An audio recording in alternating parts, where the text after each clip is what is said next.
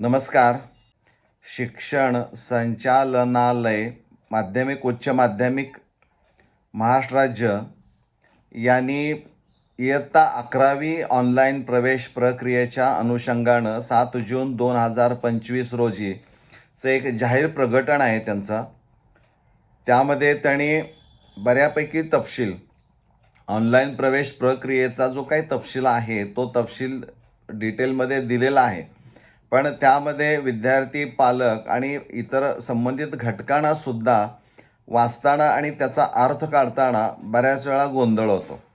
आणि काही विद्यार्थ्यांचे असे प्रश्न आहेत की सर, मग पुढच्या राऊंडसाठी आम्ही रजिस्ट्रेशन केव्हा करायचं, त्याबाबतही आज आपण चर्चा करणार आहोत.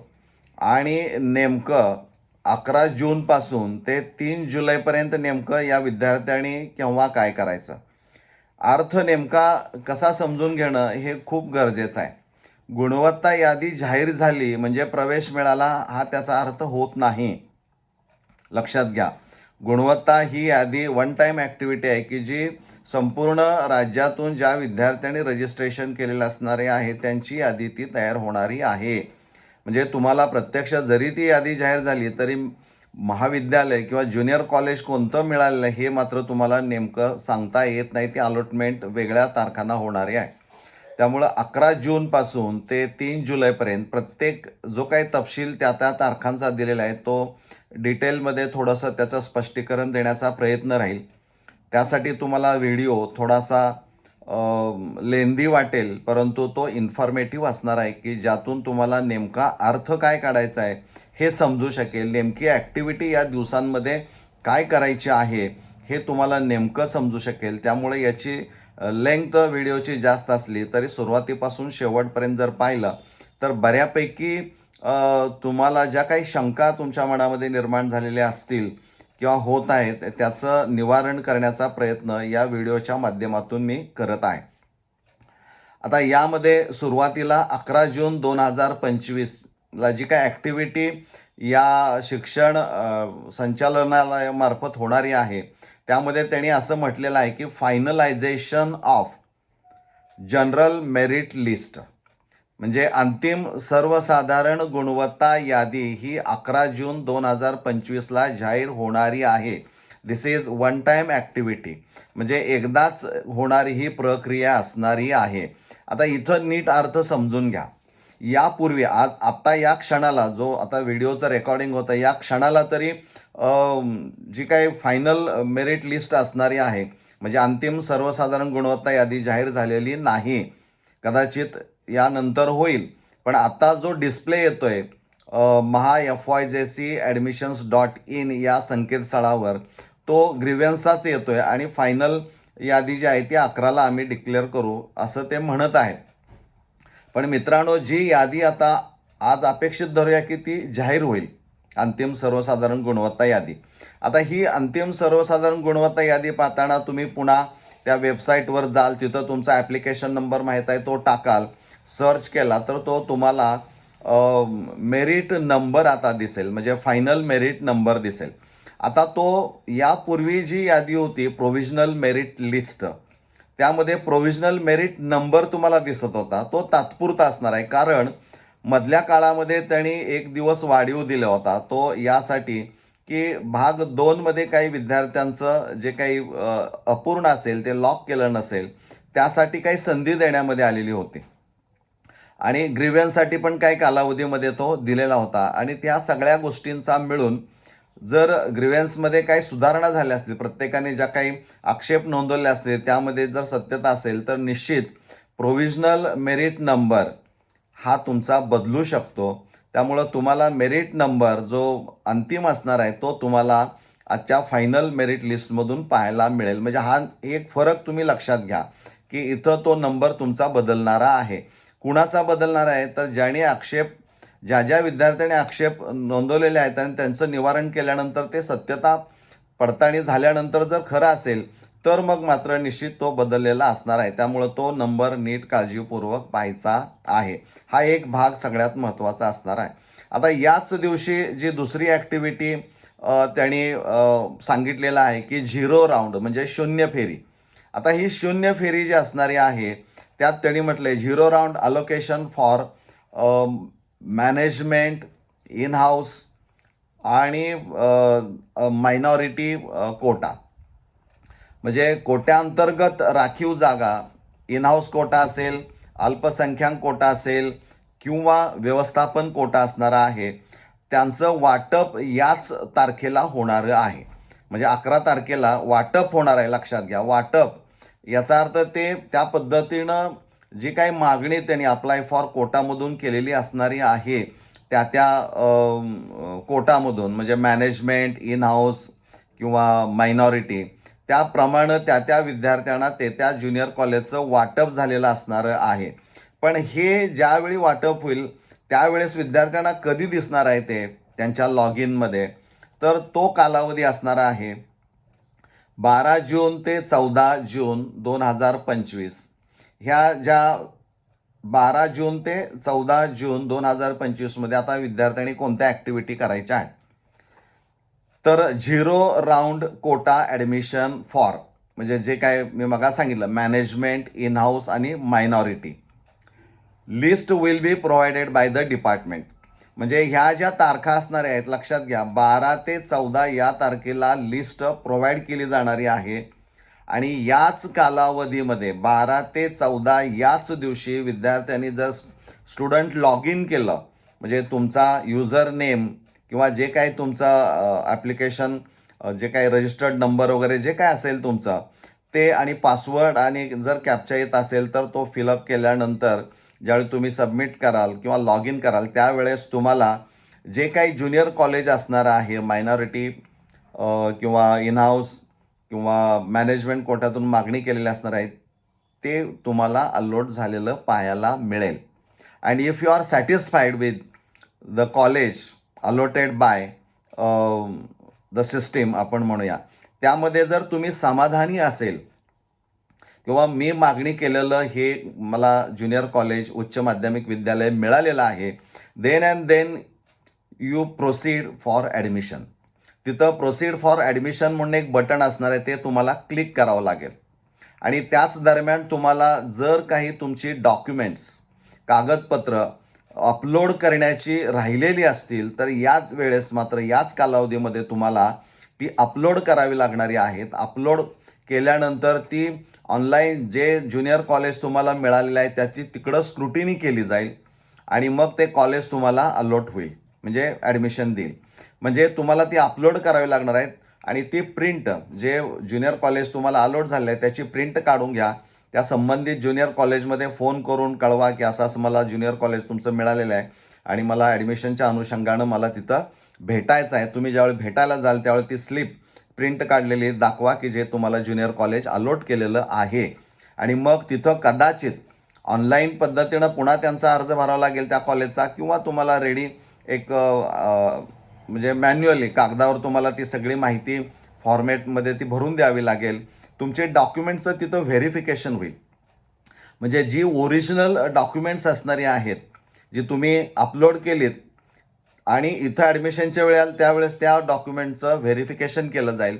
ओरिजिनल डॉक्युमेंट्स आणि अपलोड केलेले डॉक्युमेंट्स जर टॅली होत असतील तर तुम्हाला प्रवेश दिला जाईल. पण त्यामध्ये कुठं तफावत आढळत असेल तर मग मात्र तुम्हाला प्रवेश नाकारण्याचा अधिकार त्या ज्युनियर कॉलेजला असणारा आहे. हे आपण लक्षात घेणं गरजेचं आहे. त्यामुळे डॉक्युमेंट्स अपलोड करत असताना आपण काळजी घेणं गरजेचं आहे. त्यामुळं 12 ते 14 कोटा अंतर्गत राखीव जागांसाठी ज्या विद्यार्थ्यांना उच्च माध्यमिक विद्यालय मिळालेलं आहे त्यांच्या निवडीनुसार किंवा आवडीनुसार आपण म्हणूया, तिथं त्यांना प्रवेश हा निश्चितच करावा लागणारा आहे. ते कन्फर्मेशन होणं गरजेचं असणार आहे. म्हणजे तुम्हाला तो प्रवेश निश्चित करावा लागणारा आहे. आता 17 जून 2025, 17 जून 2025ला काय ॲक्टिव्हिटी त्यांनी दिलेली आहे आणि आमच्या विद्यार्थ्यांनी पालकांनी ती नेमकी कशी समजून घ्यायची आहे, तर यामध्ये त्यांनी कॅप राऊंड 1 म्हटले, फेरी क्रमांक 1 आपण म्हणूया. तर preparation of merit list of eligible candidates and allocation असं त्यांनी म्हटलेलं आहे. म्हणजे तिथं मेरिट गुणवत्ता यादी गुणांच्या आधारे जे पात्र उमेदवार असणारे आहेत विद्यार्थी त्यांची तिथं यादी तयार होईल. त्यांना त्या पद्धतीनं ज्युनियर कॉलेज उच्च माध्यमिक विद्यालयाचं वाटप होईल. त्या यादीनुसार आणि ती जी यादी तयार झाली असणार आहे त्याचं ऑडिट होणार आहे, म्हणजे परीक्षण किंवा निरीक्षण म्हणूया. Audit of allocation by the divisional CAP committee. Centralized admission process जी कमिटी असणारी आहे त्याचं जी यादी तयार झालेली असणारी आहे विद्यार्थी आणि त्यांना दिलेलं ज्युनियर कॉलेज याचं निरीक्षण ही कॅप कमिटी करेल. हे 17 जूनला घडणारी घटना असणार आहे, बरोबर आहे. त्यानंतर 26 जून 2025, 26 जून 2025. आता इथं कॅप राऊंड 1 पुन्हा एकदा म्हटलेलं आहे, पण 17ला वेगळं आहे, लक्षात घ्या. आणि 26 जून 2025ला काय आहे हे नीट समजून घ्या. Display of junior college allotment list for the round on the portal. म्हणजे जे वेब पोर्टल असणार आहे त्यांचं, त्यावर ज्युनियर कॉलेज अलॉटमेंट लिस्ट ही जाहीर केली जाणारी आहे किंवा प्रसिद्ध केली जाणारी आहे. ती पोर्टलवरती पाहायला मिळेल, म्हणजे डिस्प्ले होईल. त्यानंतर त्याच दिवशी ॲक्टिव्हिटी होणार आहे ती display of allotted junior college details for the admission in the student log in. लक्षात घ्या, आत्ता 26 तारखेला तुम्ही तुमचं लॉग इन करायचं आहे आणि लॉग इन केल्यानंतर तुम्हाला जे काही ज्युनियर कॉलेज मिळालेलं असणार आहे मागणीनुसार किंवा तुमच्या गुणवत्तेनुसार, त्या मेरिटनुसार, ते तुम्हाला तिथं पाहायला मिळेल. केव्हा? 26 जून 2025. 26ला तुम्हाला अलॉटमेंट झालेलं ज्युनियर कॉलेज हे निश्चित पाहायला मिळेल तुमच्या लॉग इनमध्ये. पुन्हा त्यांनी असं म्हटलं आहे की display of allotted student list to junior college.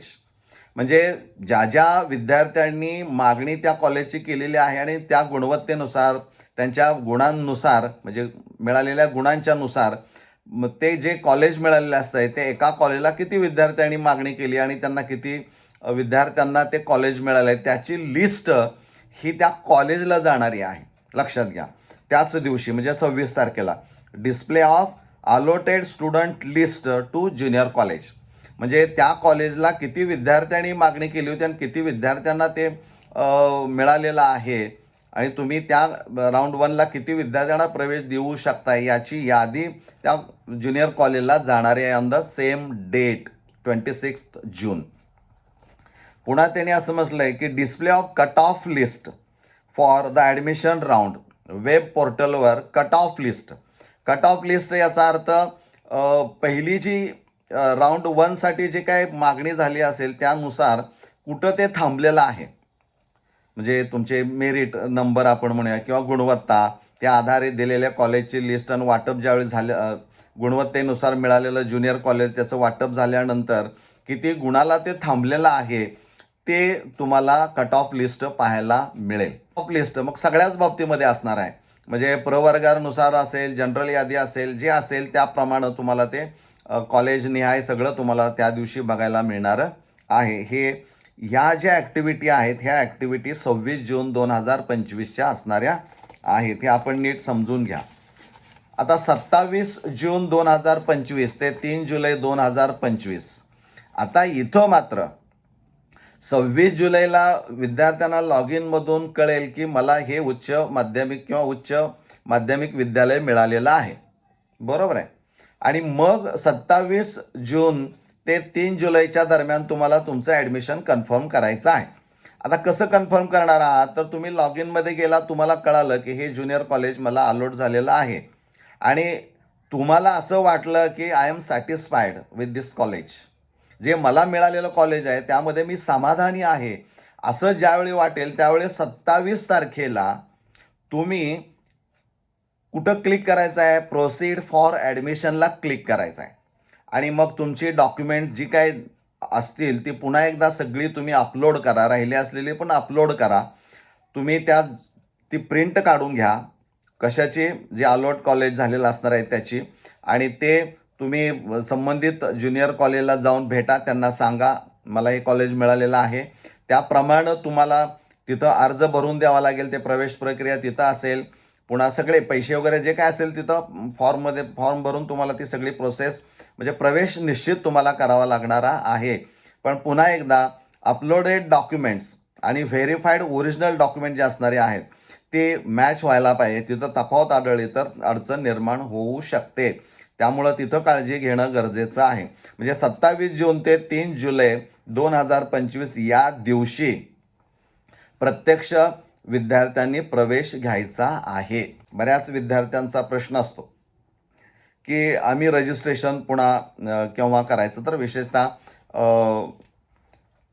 त्यांनी म्हटलेलं आहे, त्यामध्येच म्हटलं आहे की student registration with their preferences. बघा, पुन्हा तिथं आता तुम्हाला ज्यावेळी तुम्ही MahaFYJC ही वेबसाईट ओपन कराल किंवा 27 जून ते 3 जुलैच्याच कालावधीमध्ये आहे ही activity. Student registration with their preferences filling will continue for new applicant for next round if only consent given by the student. म्हणजे विद्यार्थ्यांनी पहिल्यांदा सहमती नोंदवायची आहे की येस आय एम विलिंग, म्हणजे मी दुसऱ्या राऊंडसाठी इच्छुक आहे. आणि मग तुम्ही स्टुडंट रजिस्ट्रेशन आणि लॉग इन असे 2 भाग तुम्हाला तिथं दिसणार आहे. तिथं तुम्ही स्टुडंट रजिस्ट्रेशन करू शकता. जी इन्फॉर्मेशन तुमची वैयक्तिक जी काय असणारी आहे ती तुम्हाला तिथं भरायची आहे. आणि अर्जाच्या दुसऱ्या भागामध्ये तुम्हाला सिलेक्शन ऑफ प्रेफरन्सेस म्हणजे उच्च माध्यमिक विद्यालयाचा पसंतीक्रम तुम्हाला तिथं द्यायचा आहे. आता हे देताना विद्यार्थ्यांनी काय पाहिलं पाहिजे, तर विद्यार्थ्यांनी कट ऑफ लिस्ट बघायची आहे. लक्षात घ्या, म्हणजे ही कट ऑफ लिस्ट 26 तारखेला वेब पोर्टलवर तुम्हाला पाहायला मिळेल. ती बघा आणि मग प्रेफरन्सेस कागदावर एका लिहून काढा. कारण तुमचं मेरिट आणि आत्तापर्यंत त्या प्रवर्गानुसार किंवा तुम्ही ज्या पद्धतीने अर्ज भरताय त्यानुसार कुठं तुम्हाला मिळू शकेल तिथं तुम्हाला ते भरायचं आहे. आणि त्याप्रमाणे पसंतीक्रम तुम्ही टाकायचा हे लक्षात घ्या. म्हणजे इथं या दिवशी 27 ते 3 जुलै या दरम्यान जर तुम्हाला स्टुडंट रजिस्ट्रेशन आणि प्रेफरन्स फिलिंग करायचं असेल पसंतीक्रम महाविद्यालयाचा ज्युनियर कॉलेजचा, तर कट ऑफ लिस्ट तुम्ही बघा आणि त्यानुसारच ते अर्ज भरा. अन्यथा भरू नका म्हणजे उगीच काहीतरी सतत ते विचार करू नका. एकदाच कागदावर तुम्ही मांडा आणि मगच ते व्यवस्थित ॲप्लिकेशनचा दुसरा भाग हा खूप महत्त्वाचा आहे त्या पसंतीक्रम उच्च माध्यमिक विद्यालयाचा. आणि त्याप्रमाणे तुम्हाला तिथं रजिस्ट्रेशन करायला संधी आहे. जे यापासून राहिलेले आहेत की ज्यांना अजून रजिस्ट्रेशन केलं नाही त्यांनी या पद्धतीनं रजिस्ट्रेशन या तारखांमध्ये 27 जून ते 3 जुलै दरम्यान करायचं आहे. मला वाटतं ही सगळी जी माहिती आहे, थोडासा लेंदी झालेला असला तरी प्रत्येक गोष्ट डिटेल सांगण्याचा प्रयत्न केलेला आहे. यामध्ये आणखीन काही शंका असतील तर कमेंट बॉक्समध्ये तुम्ही कमेंट करू शकता. त्याचं उत्तर देण्याचा प्रयत्न हा निश्चित केला जाणारा आहे. ही माहिती सर्व संबंधितांच्यापर्यंत पोहोचवण्याचं एक आपलं जबाबदार नागरिक म्हणून आपण ती माहिती पोचवा आणि जे काही शंका मनामध्ये असणार आहेत त्या दूर करण्याच्या दृष्टिकोनातून प्रयत्न करा. एवढंच मला असं म्हणावंसं वाटतं. धन्यवाद.